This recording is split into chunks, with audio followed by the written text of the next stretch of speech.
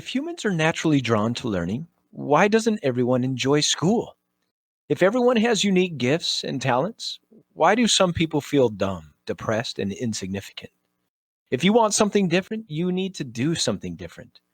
Welcome to the Element is Everything podcast, where we discuss real world experiences, research, and strategies around finding your element, what it is, how to do it, and how to support others in developing it. Please welcome your host with over 30 years experience in public education and independent learning, Terry Novacek.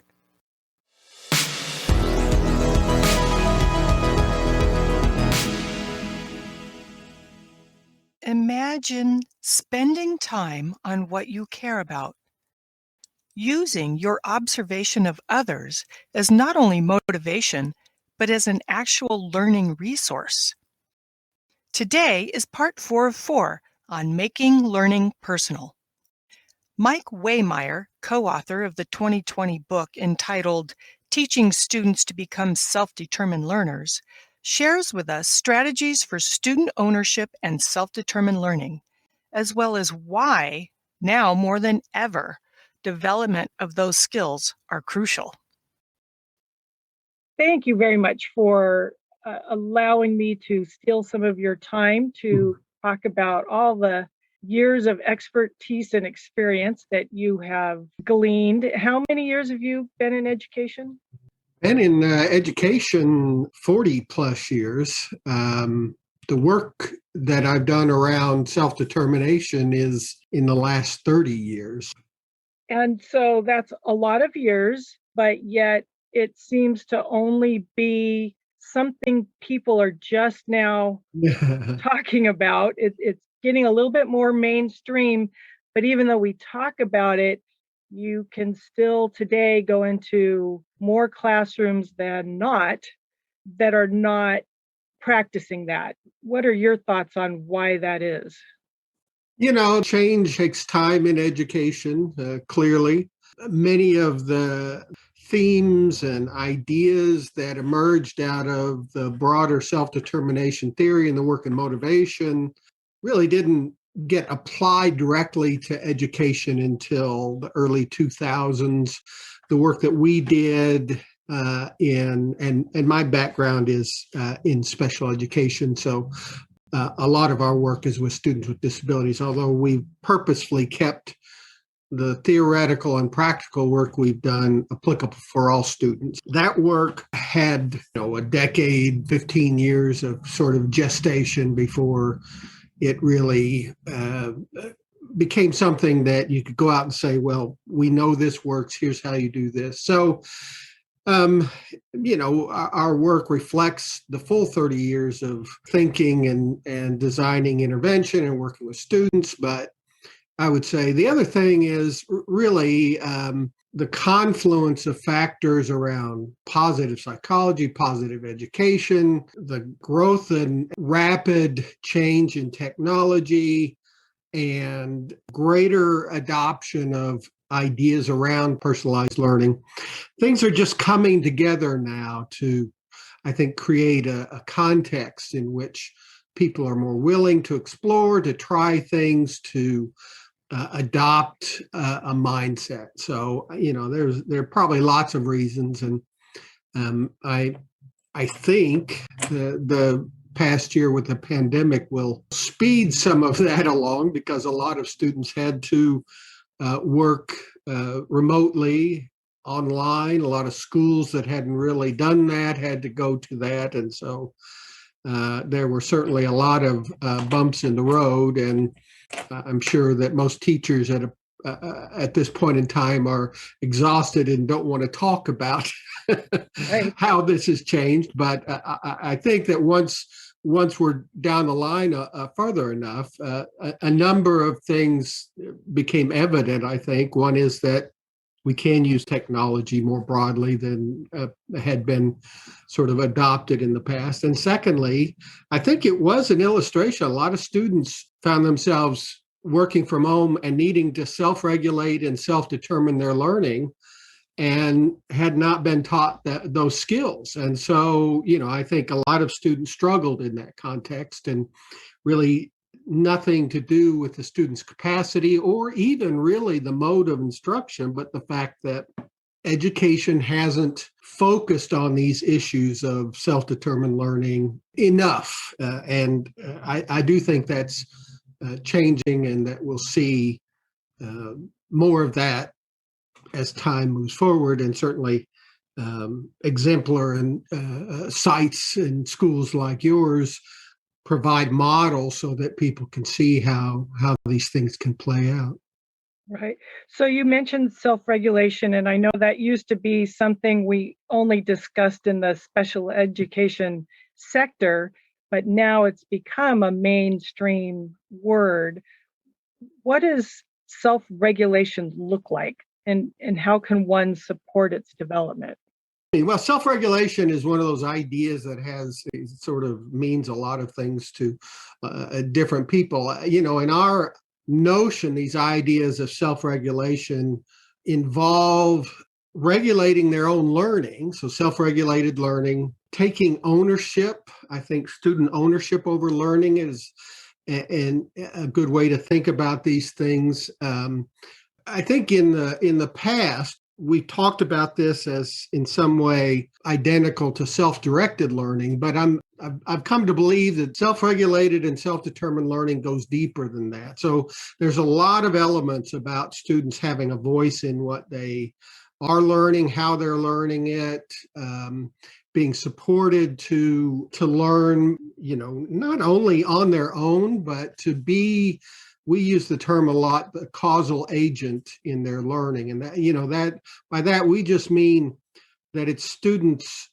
making or causing things to happen in their own lives and in their own learning. And I think it's important to distinguish it from independent learning and independent action, because self-regulated learning and self-determined learning doesn't mean that every student does everything all by themselves. I mean, there's lots of times as adult learners where we recognize that we're going to learn better or more effectively if somebody else teaches us something rather than us teaching ourselves.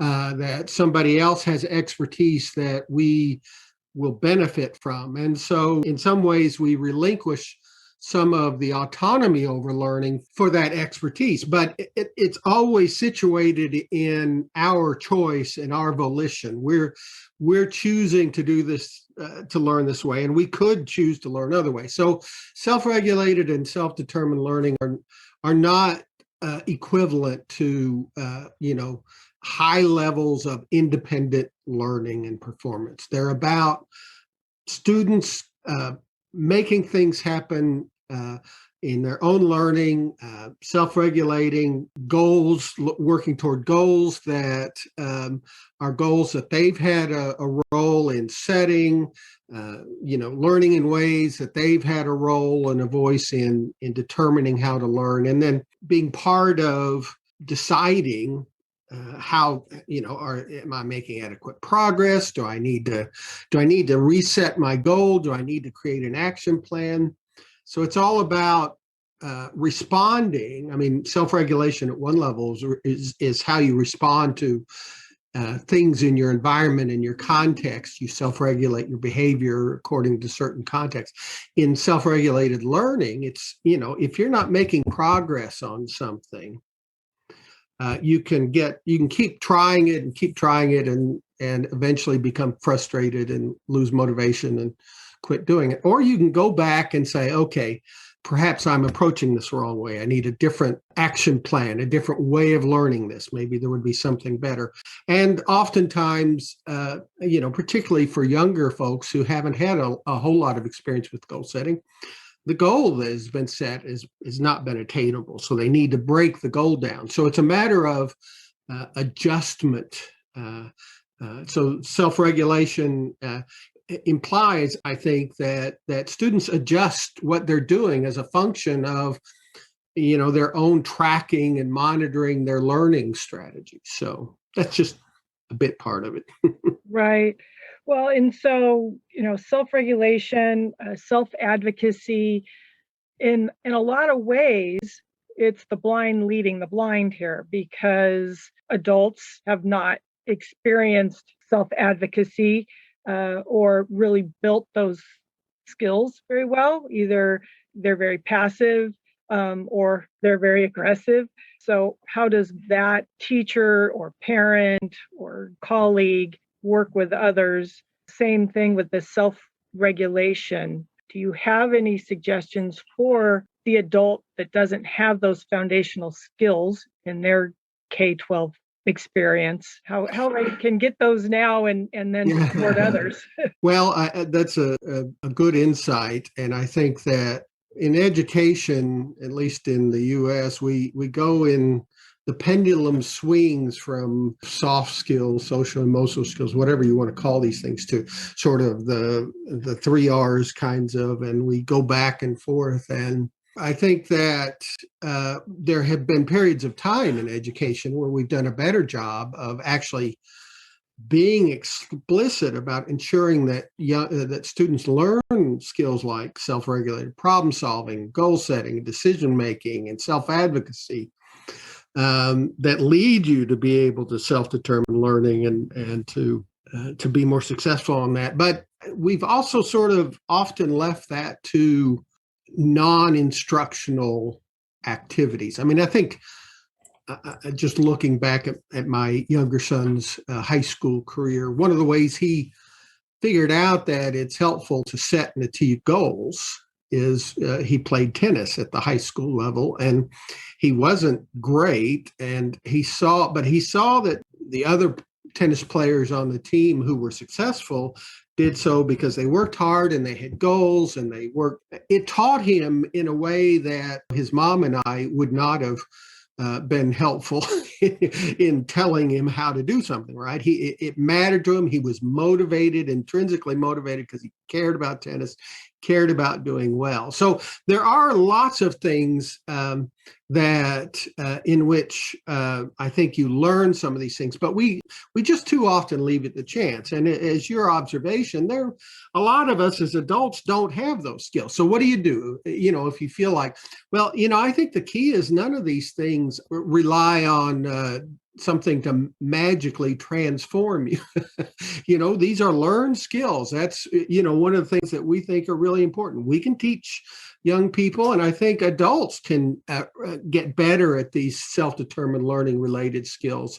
And so, I think what's really more important is that that as a teacher or as a parent or family member, you understand the importance of this, and that there's a commitment to being explicit in terms of arranging environments and providing instruction and parenting in ways that enable young people to develop these kinds of knowledge and skills. And so it doesn't necessarily require that you be good at those things, but I think, you tend to improve as you as you think about these things. And, one of the things in the self-determined learning book is one of the things I think we tried to make the point is that we can do these things. We do know how to teach decision making and goal setting and problem solving. And they're not really complicated. There's lots of ways to getting students motivated to do this, making sure that, things that are meaningful to them, they are more likely to engage in these things. And you can set up, product and project oriented learning where there's problem solving to happen. And so, I think that the key for us as adults is that we just decide this is something the young people we teach or our children are going to need to learn. And, I think that's one of the things that Young Zhao is really good about talking about is there's really, and others are as well, education in society is changing dramatically and rapidly. I don't think anyone would argue that in the coming years, you're going to need to be able to continue to learn because information will be available, jobs will change, you will change careers. You're going to have to be good at these self-determined learning kinds of skills so that you can continue to be successful over time. I mean, I think that's been true to some degree the last 40 years probably, but boy, the rate of all of that is accelerating. And if we don't prepare young people to be able to self-determine and self-regulate learning, they're not going to be able to be successful. So again, I think the key is it's just a commitment on the part of the adult and willingness to figure out and find some resources that guide you in teaching and supporting these things. Right. We're not doing them any favors by micromanaging their education and then sending them off and saying, be free. Well, and you are exactly right, and perhaps that plays out. We saw that in the education of students with disabilities because there's so many more factors. I think that people are concerned about protection and those kinds of things. So, but a colleague of mine once said, if for 12 years through the course of a child's education career, they float in a life jacket. And then when they leave school, you remove the life jacket and throw them into the water. They're not going to know how to swim. They're going to sink. And it is easy to create more dependency creating contexts. And I don't mean to be critical of teachers or administrators or parents. I think all of us have seen this. It's just there are lots of factors that result in it, but we haven't had schools that as adequately, at least a lot of schools don't adequately prepare young people with these set of skills, and they're just not going to do well. They're going to sink once the life jacket is removed. So, right. You had mentioned somewhere in the book that creativity can be taught, which I thought was really interesting because I know there are people that will say, well, you're either creative or you're not. And then I go to what people consider like the other end of the spectrum is either you're a really organized person or you're not, which we know to a certain point you can learn those skills as well. And what I thought was really interesting was you tied the problem solving into the creativity. And usually when we think creativity, we think the arts and maybe some writing. Can you speak a little bit more to that? I can. I think we do think of creativity as being some sort of innate magic ability that you possess or don't possess, right? But and certainly there's no doubt that some people seem to have gifts that in particularly the creative arts. But really, creativity is as much about problem solving and goal setting as it is about some high level of performance in a particular area. And I think that creativity, at least in education particularly, is about solving problems that help you get to where you want to go. In some cases, you're going to have to solve problems that for which the solution is not really readily available to you. You're going to have to come up with unique ideas. And so, I think that there are a number of these factors that are involved in becoming a self-determined learner that I think we used to think about them as sort of innate, or you had them or you didn't have them. But I'll say resilience as an example, although we don't talk about resilience a lot, and people used to talk about resilience as if it was something that you just had or didn't have. And yet it's clear you can teach the skills that enable you to be more resilient. It's clear you can teach skills and provide opportunities that enable all young people to be more creative. And I just think it's so much of it is about the expectations that we as adults have for children. If we expect them not to be creative, if we expect them not to be good at something, the fact is they're not going to be good at it because we're not going to provide the opportunities. We're not going to provide those things. So I think that there's lots of things, and I'm not an expert in creativity, but the people I read who are all seem to be saying these kinds of things, that these are things that it's about opportunity and that very closely aligned with these issues of goal setting and problem solving. Right. Well, and Carol Dweck's work has really helped in that regard. a lot. Sure. Absolutely.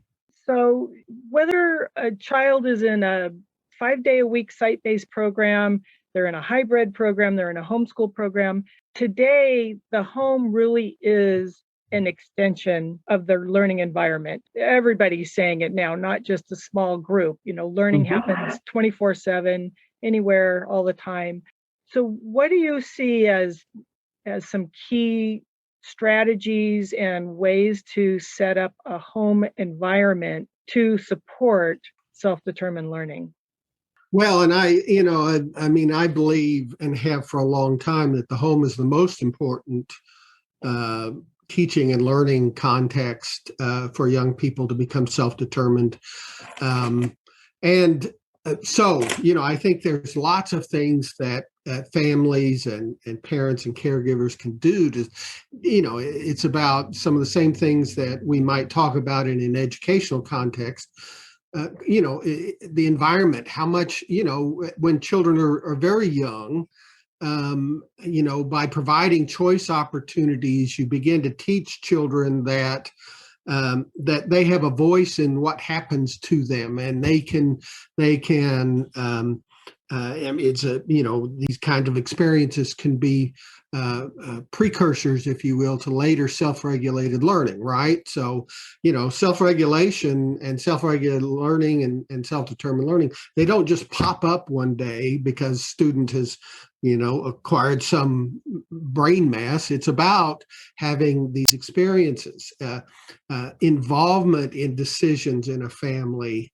And this is true for teachers as well as parents and family members. It's just so many times it's so much easier to do things or to do things for particularly younger children, right? And so, and I'm not, again, no blame here. I'm a parent. There's mornings where you're going to put that kid's coat on every time, because Right. you got to get out the door. But solving problems, I think among the best way to learn is, and what we talk about is, you learn to solve problems by watching somebody else articulate the steps they're using to solve a problem. Most of us as adults just do that in our head. We don't really articulate it or make it explicit. And so whether you're in the classroom, whether at home, if you're, we run into problems large and small all the time. And by making these things more apparent to children, and youth for that matter, and by involving them in solving problems or making decisions or, and again, I go back to that point, it doesn't really matter whether, a 5-year-old is not going to be really good about, one of the first steps in learning to solve a problem is that you identify that there is a problem. And children before the age of 5, they just kind of bounce off and go to something else often, right? So, there are developmental progressions, but you can still involve a 5-year-old if you're a family member and you see what to be a problem that child can't solve. Stepping in, providing some ideas, suggestions for solutions, and just going through that. So, children and adolescents and even into young adulthood, they just need to have the scaffolding, if you will, that enable them to participate as fully as they can in everything from goal setting to problem solving to decision making kinds of things. And so being conscious about the house and creating ways and environments in which kids can explore. And of course, Montessori is all about that. So that they can express their own preferences. And of course, one of the sad realities is one of the things that you learn as a young child is that not every option is available to you. Just because you want it doesn't mean you're going to get it, right? Right. But that's all part of the process. And so, helping children understand that and as they get older, figuring out ways to get what they want. If it's not readily available or if there's a reason that they can't get explicitly that, how can things, what can they do to at least satisfy some of that? In other words, exposing them to the real world. It's exactly right. So one of the things I really like about your book is that it explains the science as well as the practical application. Seems like too often you get one without the other. And I understand that you have an ebook that is about to come out and be available for free to everyone. Can you tell me a little bit about it? Yeah, so I've been involved with the positive education movement, and as an outgrowth of the positive psychology movement, as I'm sure I know you all have been. And I had the opportunity with a colleague to edit a handbook of positive education. It's being published by Palgrave, so it's the Palgrave Handbook of Positive Education. We arranged for it to be open access. So once it's available online, it's free for anyone. And we have chapters from really people who are incredibly talented, who have been engaged in this kind of work, on everything from character strengths to well-being and flourishing and self-determination and creative learning and creativity and positive spirituality, a life design approach to education and career development, the idea that we need to equip young people to design their own lives to some degree, more so than, 50 years ago, you might have entered a career and there was a lockstep path to progress and you'd stayed in the same company. Now in a project-oriented economy, you're going to have to create and design your own career as well as your own life in a lot of things. So those are a lot of those issues we were talking about. There's a good chapter on that. So lots of things around that. And I think it will be available no later than probably July. And you'll be able to just Google it and get access to it. So I think it's probably the most comprehensive look at positive education that's available at this point. Oh, that's great. I look forward to it. Well, as an educator, I just want to say thank you for all your years of the research, the science, putting it in a book that is nice and easy for educators to read through. It's not daunting. It's not super thick. It's right to the point and really gives a lot of practical ideas that somebody can read and walk away and say, okay, I've got some new strategies to try. So, well, I appreciate the compliment. And, it was a great opportunity to talk to a larger audience than a lot of our work. I think there's a certain amount of skepticism of anything coming out of academia. People need to see it happening, and even if I create something that's relatively user friendly, it takes somebody to take it, and usually those somebodies are people who have already invested time. It's reinforcing the things that they're already doing and believing. It provides a few more new strategies. So, I think the work you do is really, really important. We just need those models of this is how this looks when it rolls out. right. Hopefully, kind of going back to what you're saying about the pandemic and really pushing us all forward, now more than ever is time for people to put egos aside. And I come from both worlds, the public site-based school as well as the homeschool world. And so I know the parents that say, no, anything that, like you're saying, academia puts out is bad. And then you get the teachers that are saying parents don't know what they're doing. And the truth is that they all do. And what you're taught, this is why I feel so passionate about this, is because I've seen it work.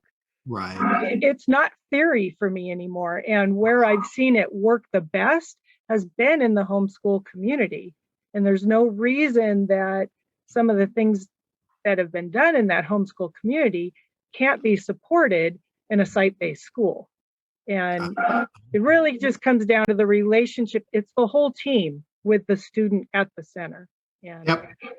I mean, one of the things that we probably haven't learned as often as we or as well as we should have is that really education is all about relationships. There's some really interesting research, and some of it we touched on in the book, about students' motivation as a function of whether they believe that the adult, the teacher, or the parent or family member believes it provides choice and opportunities for them to self-determine learning.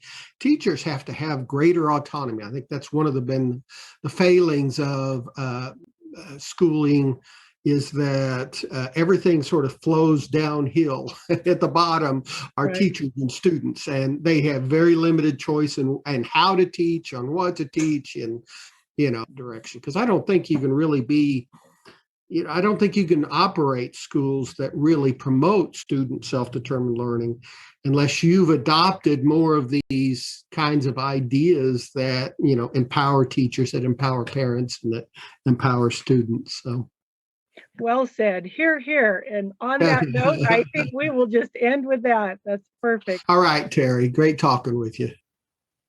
Mike makes reference to the education pendulum, how we go from the 3 R's to soft skills. Now, for those younger folks who have not likely heard of the term the 3 R's, it represents reading, writing, and arithmetic. But you say, writing begins with a W and arithmetic is slang. Yes, you are correct. Academia irony at its best. So back to Mike's point about the pendulum, and I think this is very good timing to discuss, especially given the eye-opening we've had in the past 15 months about education. But we tend to go all in on core academics, making learning all about the content standards. And then the next thing you know, we're all in on what's referred to as soft skills like communication, collaboration, and creativity. The way to stop a pendulum is to apply force or friction. The force that will stop the academia pendulum is you taking control of your own learning, focusing on content as well as character. It's not just about what you know, but how you relate and what you do. So here's your challenge for the week. Find a role model, a peer, a parent, a colleague, a friend, even a stranger, but identify someone who has skills or characteristics that you want to build. Analyze the specific skill or characteristic and visualize yourself with that skill or characteristic. Why do you want that skill or characteristic? How will you have to change in order to achieve it? What results do you expect to get? And how would that skill or characteristic bring you closer to your element?